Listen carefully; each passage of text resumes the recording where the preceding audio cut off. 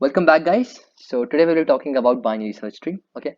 Now binary search tree follows all the properties of binary tree, but it just has an additional property. Okay.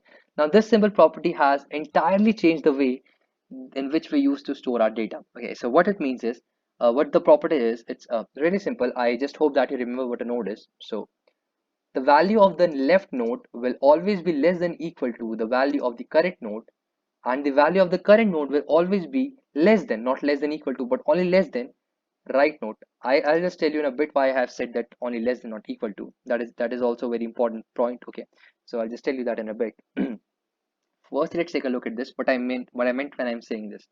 So the value that is at the, let's say that it is my current node. Okay, and I'm inserting a value. I'm just assume that right now I only have it. Okay, just forget all the part that lies beneath this. Okay, just forget it. So if I'm trying to insert a value, I'll have to follow the property of binary, and I'm trying to make a BST. I have to follow this property that whatever value that I'm trying to insert, it should be less than the current node. Okay, if it's sorry, if the value is less than the current node, then it should go to the left child, and if the value is greater than the current node, then it should go to the right child. Pretty simple, right? So suppose I want to insert 3, then the value of 3 is less than 8, so I insert the value of 3 to its left child. Okay, so 3 comes here. After that comes 10. Okay, if I want to insert 10, then the value of 10 is, okay, right now just think that this is how much we have. So after that, suppose I want to insert 10, then the value of 10 is greater than 8, right? So 8 is a root node. Every single insertion that we do will should definitely start from here, since 8 is a root node. Okay, so since I'm now trying to insert 10, the value of 10 is greater than 8. Okay, so now if the value of 10 is greater than 8, then I'll insert it to the right side, since I have to make a BST. So the value of 10 is inserted to the right side. Great. Now, just keep this in mind that every, how you start a BST, how you iterate a BST, it will always start from root. Every single operation that you make a BST, that is defined to be started from root, because you only know the address of root. After that, you can access every other node, but every single traversal must start from root node. Okay. So suppose now comes the interesting part. Suppose now I want to insert 6. Okay. So the value of 8 is, the value of 6 is less than 8. Okay. So I move to the left. So I move to the left side, and I see that, okay, there is a node present here. If there was no node present, if it was null, then I would have simply inserted 6 here. Done. So I see that 6 is greater than 3, right? So I now move to the right side. Okay, I now move to the right side of 3, and I see that, okay, so it's right now empty. Right now it's empty. So I insert the value of 6 here, and this is the right part, that is my current BST. Okay, so I have successfully inserted my 6, and in a similar way, if I just keep following this pattern, I'll have a BST created in this particular manner. Okay, so now you'll be thinking that we are doing a lot of hectic tasks, but what is the advantage of this? Okay, so the advantage of this is really great. I hope you are familiar with binary search, right? So binary search can find a particular element in an array in only log in time, right? And it's really great because we other than that we have our linear search, but in linear search we had the complexity of n, right? But there's a problem with binary search, and in binary search the array must be sorted, right? That is the essential, the most important prerequisite for a binary search, right? But in binary search tree, we don't have to sort the binary search tree, because we have already sorted it every time we try to insert a value. Now you might not have realized this, but this binary search tree, this is already sorted. Now I'll just tell you how. Suppose I want to find 7. I hope that is okay with you. I want to find 7. Okay. So I'm telling that I can find 7 in order of log h, and h means the height of the binary tree, and the height of this binary tree is 4. So I can find this in order of order of h. I can find this on only four passes. How? I'll just show it to you. So I want to find 7, and I'm assuming that 7 is present here. Okay. So 7 is less than 8, right? So I move to the left side. 7 is less than 8, so I move to the left side. Great. I compare the value of 7 with my current 3. Okay. Is 3 there? Sorry. I compare the value of 7 with my current node. So if it is equal, then I just say that I found it my answer. Okay, done. But if it is greater, then I move to the right side. And since 7 is greater than 3, I move to the right side. Done. I am at another node 6. I compare that. First condition is 6 equal to 7? No, it's not. So what I do is I compare again the value of 7 with 6. If it is greater, I move to the right side. If it is smaller, then I move to the left side. So I move to the right side, and I have found my answer. I have searched successfully in only how many passes? Only 3 passes, right? this blue lines indicate the passes 1, 2, and 3. Okay, so this is the benefit of binary search tree. However, binary search tree, they have their own problems, right? Suppose if suppose if I insert when I'm inserting in a binary search tree, if I insert an array that is already sorted, then my binary search tree will become slanted, right? It will become like this: one node here, and after that, one node here, and after that, one node here. Similarly, so all of them will be in one direction. That will be slanted, right? So for that, we have self-balancing binary tree, we have red-black tree, we have AVL tree. So don't worry about that. That we'll see in the later classes. So right now, I think you have an idea how to insert in a binary search tree, right? I'll just follow this one simple property, and today we'll focus entirely on how to do insertion in a binary search tree. So I think you are now you know the advantage of a binary search tree. You know why we use a BST, and let me tell you that BST is the most used concept of a tree. Okay, so just study it with that vigor, that zeal. Okay, so now let's move to the coding part. Now let's start with the coding part. So I'll be coding in Python, but I have already told you that how you can make a node in C++ or Java, so I don't think that there should be an issue. Okay, but if you have, then you can just ask me in the comments and I'll answer them. So let's start. So the first thing that I'll make is my class node, and you can do the similar thing in your C++ in Java, right? So I'll just make my constructor. Just give me a second. Okay, done with that.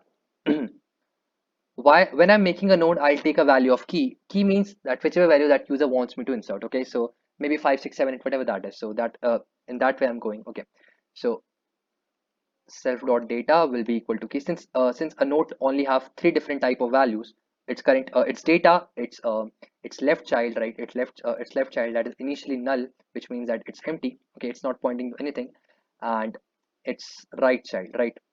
So it's also initially none. So now let's start.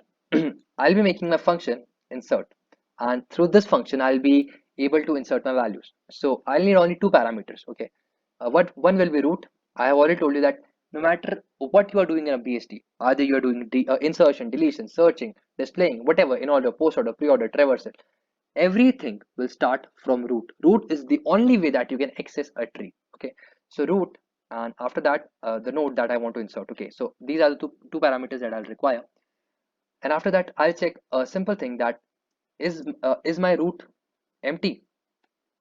This is the condition for the first element that I'm trying to insert. Since initially my BST will be empty, right? And when I'm inserting the first node that will be root, right? So I'm checking that if my root is none, which means I don't have any root. So what I do is I simply make my current node to root. Okay, so I make my the current node that I'm trying to insert, I make that as a root. Okay, otherwise what I do is, otherwise if I already have a root, so what I do is I check according to the conditions. Root data less than node data. If my root data is less than node data, it only means one thing, that the value that I'm trying to insert is greater than the root. And if that is the case, what I do, I try to I first check one thing. I check that if the right side of this current, if the right side of this, if the right side of this current root, if it is empty, which means it does not have any child on its right side, then I say that just insert this node in its right side. Okay. Otherwise, if it has a value on its right side, what I do is I call this function again. I call a recursive function, and I say that okay, move to the right side of this child. I'm just traversing to the right side of that particular root, since it's already have a child. I move to the right side and I say that okay, move to the right side and insert there, right? So that is what I am doing for if the value is greater than the root. Otherwise, if the value is not if the value is not greater than my root, then what I do is I just copy this complete part. If the sorry There's no need for this condition. If that is true, then I check that if the current value that I'm trying to insert is less than my root value, then what do I do is I simply check that is the left child of my current root. If there is no child on its left side, then I simply make that node its left child. Otherwise I call the insert function again with by replacing the root to the root of left. Okay, so this is the complete code for insertion, not that hard, right? And if you remember that I mentioned a very important condition for BST, and that was that the left node should be less than or equal to the current node, and the current node should be less than the right node, right? This is the essential condition for BST. So why did I say that only left node should have this equal to value but not right node? So this is to avoid ambiguity. Suppose I already have a value of 5 inserted, okay, and then I come again, I want to insert a value of 5. So now if I had just written this value that uh, if I just have written a value that left node is equal to or right node is equal to, and I want to insert 5, then I'll get confused that on which side should I go. Should I go to the left side or should I go to the right side? Since both of them allow me to, if both of them allow that, both of them allow this equal sign. So if both of them allow equal sign, then I'll get confused, I'll get stuck, since I won't know that in which direction should I move. So I just, eradicate that possibility. I just say that if your value is equal to the current node, then just move to the left side. Don't move to the right side, just move to the left side. This way I am clear that, okay, if even if the value is equal, I'll move to the right side. And this equal to sign is really essential. Why? Because if it wasn't there, then if a value comes that is equal, then I won't know what to do even then. So that is why it's completely your choice. If you want, you can even do this less than equal to in one side, and you can only use equal to at only in one direction, either in right side or either in left side. So if you just take a note of this particular condition, what I've done here is I've checked that whether the current value is greater than my current node, whether the value of my node is greater than my root. If it is greater, then move to the right side. Otherwise whatever may be the condition, whether it's small, whether it's equal, move to the left side. Okay, so that was my insertion code, and I hope you are really clear with that. All right, now let's start with the driver part, how it's going to execute. So root will be equal to, I'll just make a root, pass any value in my node. I'll just say that I'll pass 12. After that, keep calling on the insertion function, since we have a root right now.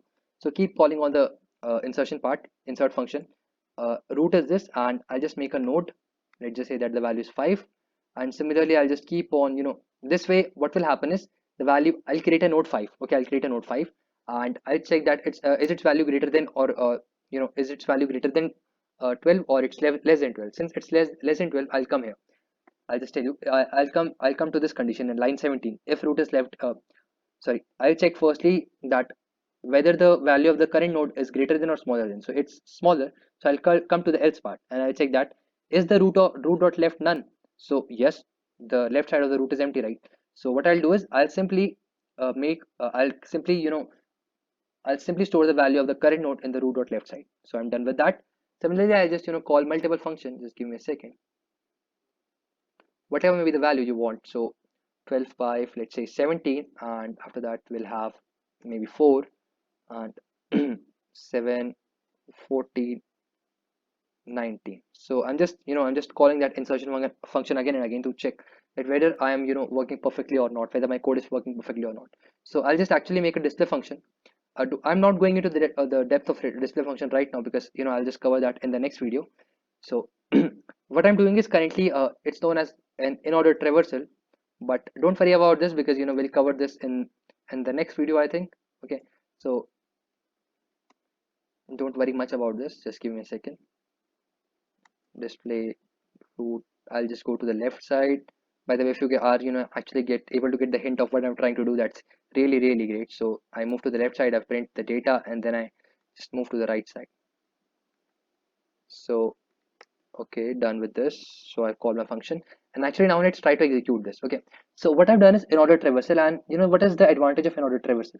This will give me the tree in a sorted form. So let's see that the output that I get is that in a sorted manner. If it is, then it means that we have successfully created all the functions. If it is not, then I think there'll be some issue, and I'll just check that out. Okay, so now let's try to run our code. Yeah, so 4, 5, 7, 12, 14, 17, 19. You see that this is all in a sorted order. And how many? I think I insert 7 values. No, I inserted 8 values, right? 14, 19, 7, 4, 5.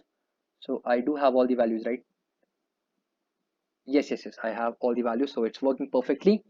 Now, the thing is, since this is already in sorted form, if I now do a binary search, since all the elements are, if you actually take a look at this, all the elements are divided in half, in two parts. So now if I search, I'll only take I'll only take what order h. Order h means the height of the tree, and the height of the binary tree of this tree is, since it's a balanced tree, it will be maybe 3 or 4. So only in 4 paths I can search any element, and that is really great. Okay, so so I think we are done with this, and This was the insertion, and don't worry, in the next video we'll see the searching and the displaying part. So thank you for watching this, guys.